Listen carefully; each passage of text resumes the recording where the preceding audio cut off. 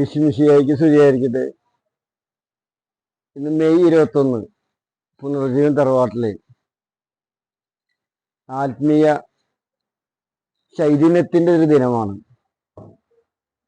May 1 മുതൽ ഇവിടെ നടന്നുകൊണ്ടിരിക്കുന്ന വണക്കമാസത്തോട് പരിശുദ്ധ അമ്മയുടെ വണക്കമാസത്തോടനുബന്ധിച്ച് 10 മുതൽ 4 വരെ ശരീരം തളർന്നിട്ടും പലവിധ രോഗങ്ങൾ ആവശ്യമായിരുന്നിട്ടും മനസ്സ് തളരാതെ സഭയ്ക്ക് വേണ്ടി സമൂഹത്തിന് വേണ്ടി പ്രാർത്ഥിക്കുന്ന ആത്മീയ യാത്രയുടെ അവസാന ഘട്ടത്തിലേക്ക് കടക്കുന്ന കാലഘട്ടത്തിലേക്ക് ഇന്നൊരു അതിജീവനം പുനർജീവനിൽ ഒരുങ്ങുകയാണ്. അതിനായിട്ട് ഇന്ന് 11 മണിക്ക് ജെറുസലേം ഡയറക്ടർ ഫാദർ ഡേവിസ് പട്ടത്തച്ചൻ പുനർജീവനിലെ മക്കളോട് ഒത്തുചേരുകയും ഇവിടെ ഈ ദിവസങ്ങളിൽ പ്രാർത്ഥിക്കുമ്പോൾ സഭയ്ക്ക് വേണ്ടി സമൂഹത്തിന് വേണ്ടി മാത്രം പ്രാർത്ഥിക്കുമ്പോൾ വേറിട്ട നിയോഗങ്ങളും വേദനകളുമായി വന്നിരുന്നവരുടെ ഇടയിൽ പല അനുഭവങ്ങളും അത്ഭുതങ്ങളുമാണ് കടന്നുപോയിരുന്നത്.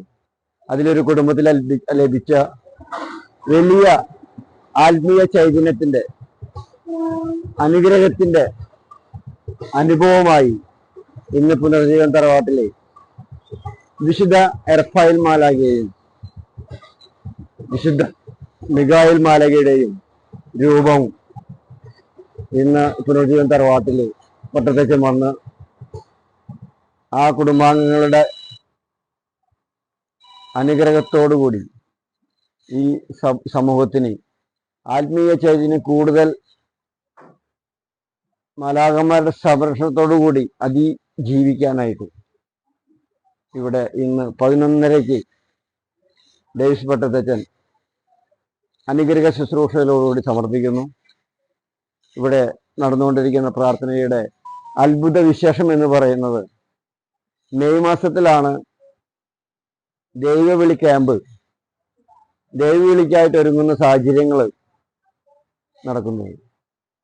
ഈ മെയ് മാസത്തില് പരിശുദ്ധ അമ്മയുടെ ഈ വണക്കമാസ കാലഘട്ടത്തില് അന്ന യോവാക്കിൻ ദമ്പതികള് പരിശുദ്ധ അമ്മയെ ഏക മകളെ പിതാവായ ദൈവത്തിന് ദേവാലയത്തിൽ സമർപ്പിച്ച് ജീവിക്കാൻ കാണിച്ച മനസ്സുപോലെ ഒത്തിരി മാതാപിതാക്കളിലേക്ക് തങ്ങളുടെ മക്കളെ ആത്മീയ ചൈതന്യത്തെ വളർത്താനുള്ള കൃപയ്ക്ക് വേണ്ടിയും അതുവഴി ധാരാളം ദൈവവിളികൾ മക്കളിലൂടെ സഭയ്ക്ക് വേണ്ടി സമൂഹത്തിന് വേണ്ടി ഒരുങ്ങപ്പെടുവാനായിട്ട് ആദ്യം പ്രാർത്ഥിക്കുന്നു.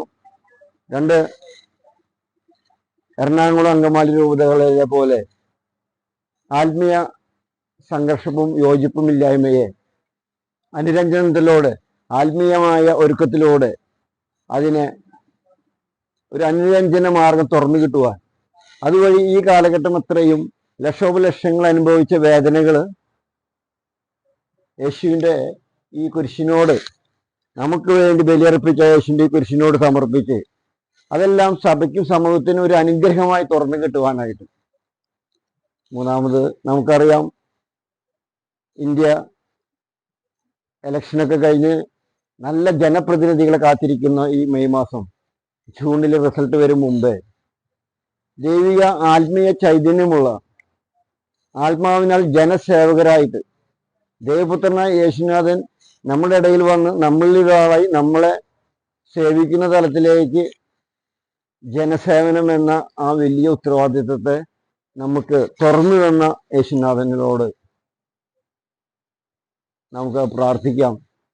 തിരഞ്ഞെടുക്കപ്പെടുന്ന ജനപ്രതിനിധികളെ ആത്മീയ ചൈതന്യത്തിൽ തങ്ങൾക്കെന്ത് ലഭിക്കുമെന്നതിലുപരി തങ്ങൾക്കെന്ത് ജനങ്ങളെ സേവിക്കാൻ കൊടുക്കുമെന്ന ഒരു റിസൾട്ട് വരുവാനായിട്ട്, നല്ല ജനപ്രതിനിധികളെ സമൂഹത്തിന് ലഭിക്കുവാനായിട്ട്.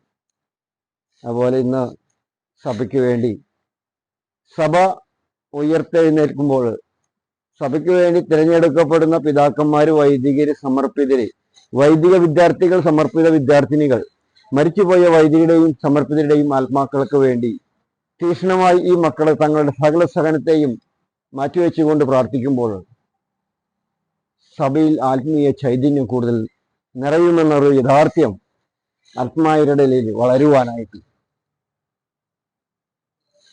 ഇതിൻ്റെ ഒരു ഭാഗമായിട്ട് പുനർജീവന്റെ മക്കള് 7ാം തവണ മിഷൻ യാത്ര ചെയ്യുകയാണ്. ജൂൺ 18 നാഗാലാൻഡിലേക്ക് 50ഓളം മക്കള് വീൽ ചെയറുകളും ഉന്തുവടികളും പ്രായഭേദമന്യേ യാത്ര ചെയ്യുകയാണ്.